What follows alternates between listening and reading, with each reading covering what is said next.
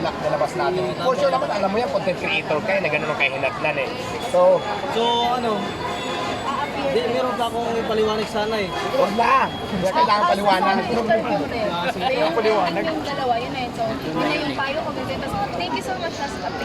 Okay, cut. Parang blah blah. Yung idol ko to. Yun, so yung idol talaga kita. Ganyan. 1, 2, 3, go. Idol, pasensya na ito sa nangyari. Granted. Pero idol na idol kita. Yun yung pinaka ko from my heart, from the sky. Hey, kiss! Ay, wag na yun. Wala nang kiss. Cut! Kiss! Cut. Thank you. Ayan guys,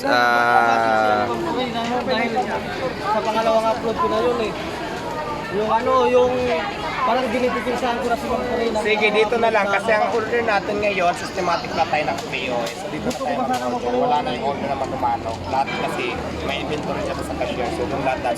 Ayun. Pwede ba, pre? Ano bang paliwanag? Yes, oo, pero tingnan ko muna kung wala akong schedule. O, ipaliwanag mo yung yung side mo. Sa ano, Ngayon nga, may Dito invite. pagbibigyan ka namin pa ng patas, pre, kasi kaya nga eh. Ipaliwanag.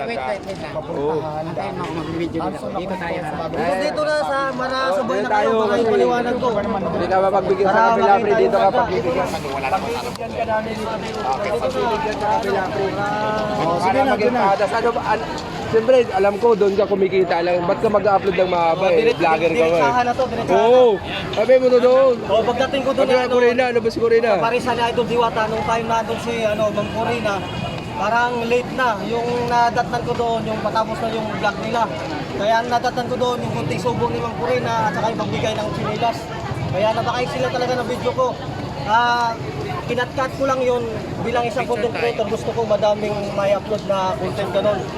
Pero doon sa doon sa talagang nag-viral. Ang una kasi nangyari nung unang upload ko, si Ma'am Corina nababash nung pagbigay ng chinilas ni Ma'am Corina kay Diwata. Tapos sabay paalam ni Ma'am Corina na aalis na kasi pupunta ng ibang istasyon. Tapos ang mga basher kasi nanggagalit eh. Gusto nilang palabasin na nag-inarpi si Ma'am Corina. Dahil nung pagkatapos bigyan ng chinilas ni Ma'am Corina si Idol Diwata, umalis na. Doon nababasa, sabi nila, nag-inarpi daw, di daw kumakain ng di man natinikman yung mga pagkain na pagkain ni Diwata na nakalatag sa mesa. Doon nababasa si Ma'am Corina. Kaya ang ginagawa ko, nakita ko na sa mga iba-ibang vlogger, kung ano-ano na lang mga caption ko na nilalagay, paninira ni Ma'am Corina. Parang nakonsensya na ako eh, kasi ako yung original uploader doon na nag-viral eh. Pero idol, wala kasi ako nung time na yun, pero totoo ba? Kaya ang ginagawa ko, nag-support ako ng isang video. Kung saan, di ba, nung unang video nababa siya dahil hindi kumain. Pangalawang video, yun yung sinusupport ko na kumain talaga si Ma'am Corina. Pero anong nangyari, imbis na i-support ko siya, i-dipinsahan ko na si Ma'am Corina, yun lalo siya nabash dahil sa ganun-ganun dahil sa paano. Sige. Lalo siyang nabash dahil Okay.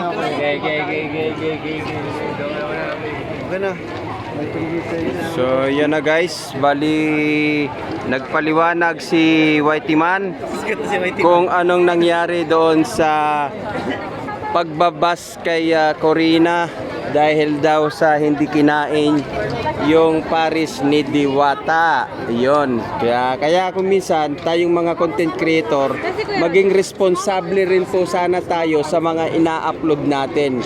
Hindi lamang yung sa short lang, dapat maipaliwanag natin ng maganda. Kung mag-upload man tayo ng mga short film, dapat yung ending nun, wala tayong nasasaktan at wala tayong nasasagasaan na ibang mga creator o di kaya ibang mga artista. Yan.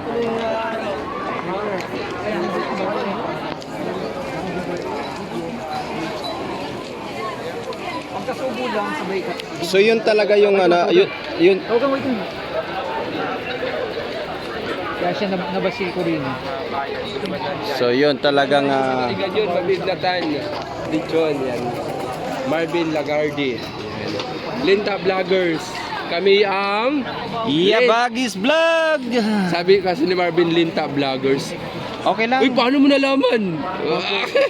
Oo. Mas masarap naman 'yon pagka pagka sinisip-sip mo lalo na yung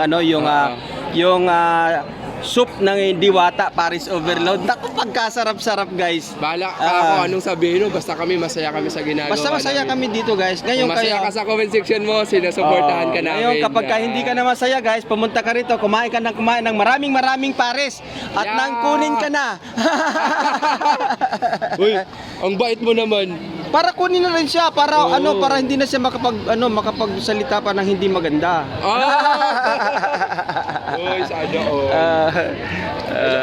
Hello, Yabagis Vlog from Amtensita, Riganyan. Ayan po. Ma'am, Sakura. ano po, naka-live po ako YouTube channel. Naka-live pa rin po ako, guys, YouTube channel.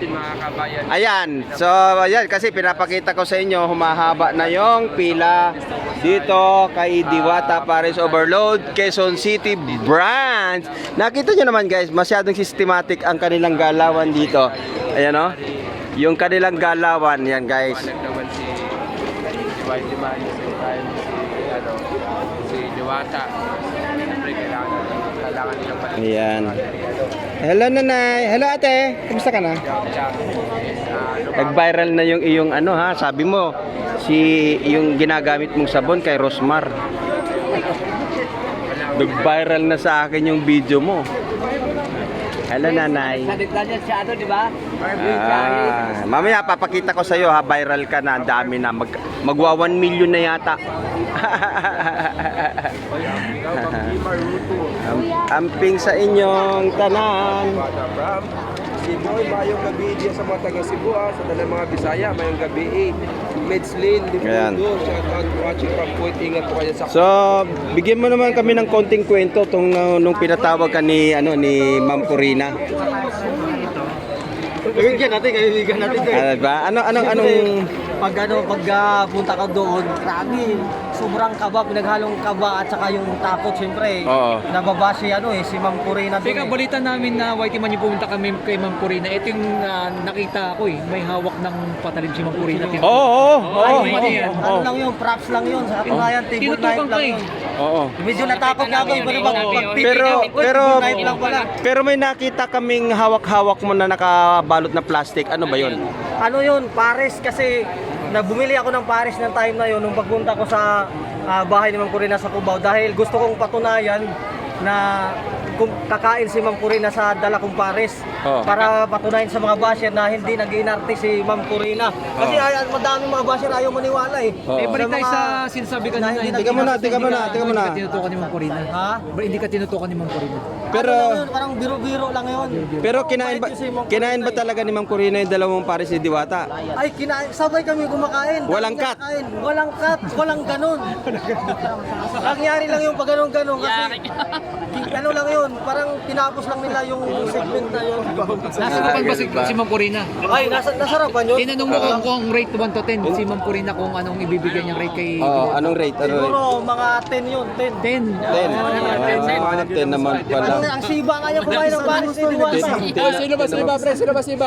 Si Ma'am Corina, ang dami niya nakain. Uy, Ma'am Corina, may bagong issue ka naman. Bagong issue yan ah. Sa pagkain ng Paris ni Diwata. Sa sinabi ng mga basher na kahit di naman nila alam yung buong kwento talaga, Hindi. gumagawa na lang ng Baka kasi gawa nila ng kwento yung yung binabago yung mga caption. Paulit mo na yung words mo para pangal natin. yung Siba kasi mayroong Paulit hindi mo na, magandang ano yan. ba- ano ba siya? Paliwanag mo yun. Corina, pagkain niya ng Paris doon sa Cubao, nagkita kami, grabe siba. Halos naubos na yung isang bowl na malaki. Nabili ko sa kanya, tinadala ko doon para kumain siya. Kinakain ni Ma'am Corina, kaya sa mga nagsabi na ginartin ako. Sa amin kasi sa Hindi niya alam Tagalog, ang siba, nagustuhan niya talaga. sa amin kasi sa Tagalog, iba yung ibig sabihin ng Siba. Oh, matakaw. Matakaw. Siba naman yun, masiba. Ay, iba ba yung takaw ng siba? Bisaya ka lang. Parehas lang. Kaya sa mga basher dyan, please, ihinto Magpalo nyo na, yung magpalo.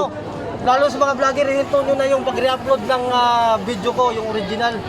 na paninira ni Pero ni idol, Ma'am Corina. kung ikaw yung original at ikaw ang may account, bakit hindi mo na i-report?